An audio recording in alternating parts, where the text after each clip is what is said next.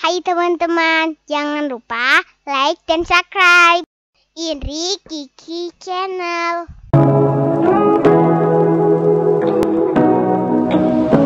Assalamualaikum warahmatullahi wabarakatuh. Kami mahasiswa Poltekkes Kemenkes Pangkal Pinang, Prodi D3 Keperawatan Belitung tingkat 1, ingin mempersembahkan video tentang bela negara. Berikut penjelasannya. Menurut Undang-Undang Nomor 3 Tahun 2002 tentang Pertahanan Negara adalah sikap dan perilaku warga negara yang dijiwai oleh kecintaannya kepada Negara Kesatuan Republik Indonesia yang berdasarkan Pancasila dan Undang-Undang Dasar 1945 dalam menjalin kelangsungan hidup bangsa dan negara yang seutuhnya. Menurut Darji Darmodiharjo, bela negara adalah dilaksanakan doktrin keamanan yang nasional guna berusaha menciptakan sistem pertahanan keamanan nasional yang mampu mengamankan dan menyukseskan perjuangan nasional yang pada umumnya. Menurut Khairul Basri, pengertian dari bela negara adalah sikap, tekad, dan tindakan warga negara yang menyeluruh, terpadu, teratur, dan berkelanjutan dilandasi dengan kecintaan kepada tanah air, kesadaran berbangsa, keyakinan, dan kesetiaan kepada Pancasila. Menurut Sunarso, bela negara mengandung 4 esensial yang harus kita bela. Yang pertama, kemerdekaan dan kedaulatan negara. Yang kedua, kesatuan dan persatuan bangsa. Yang ketiga, keutuhan wilayah dan yurisdiksi nasional.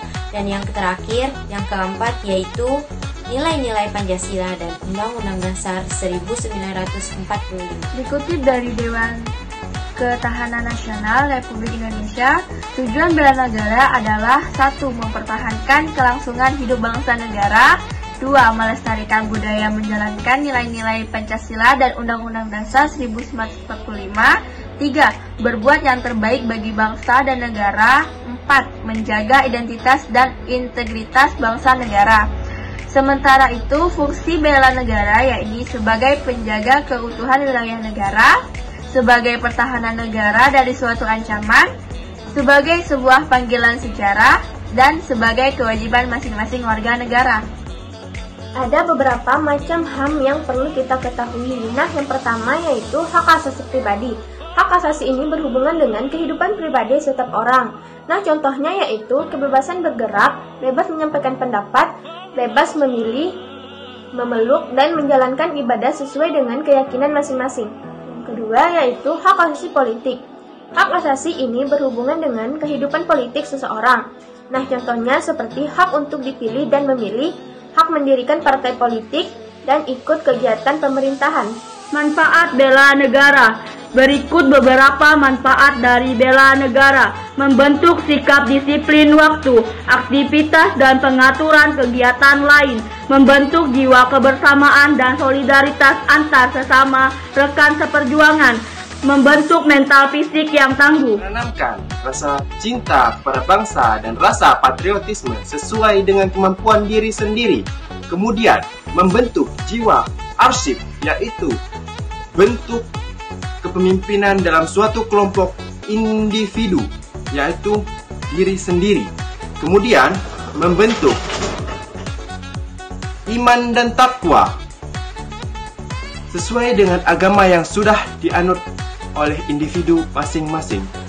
Berbakti pada orang tua, bangsa, dan agama, melatih kecepatan, ketangkasan, ketepatan individu dalam melaksanakan kegiatan, menghilangkan sikap negatif seperti malas, apatis, boros, egois, dan tidak disiplin, serta membentuk perilaku jujur, tegas, adil, tepat, dan kepedulian antar sesama. Militer dari dalam negeri meliputi pemberontakan bersenjata, konflik horizontal, aksi teror, sabotase, aksi kekerasan berbau sara, dan gerakan separatis. Ancaman non-militer dari dalam negeri meliputi Ipolexus Budhankam atau ideologi, politik, ekonomi, sosial, budaya, dan pertahanan keamanan. Contoh bela negara. Beberapa contoh bela negara dalam kehidupan sehari-hari adalah sebagai berikut. Yang pertama, menciptakan suasana rukun, damai, dan harmonis dalam keluarga. Yang kedua, membentuk keluarga yang sadar hukum. Yang ketiga, meningkatkan iman dan takwa serta ilmu pengetahuan dan teknologi di lingkungan sekolah. Yang keempat, kesadaran untuk menaati tata tertib sekolah. Yang kelima, menciptakan suasana rukun, damai, dan aman dalam masyarakat. Yang keenam, menjaga keamanan kampung secara bersama-sama. Yang ketujuh, mematuhi peraturan hukum yang berlaku. Yang kedelapan, membayar pajak tepat pada waktunya.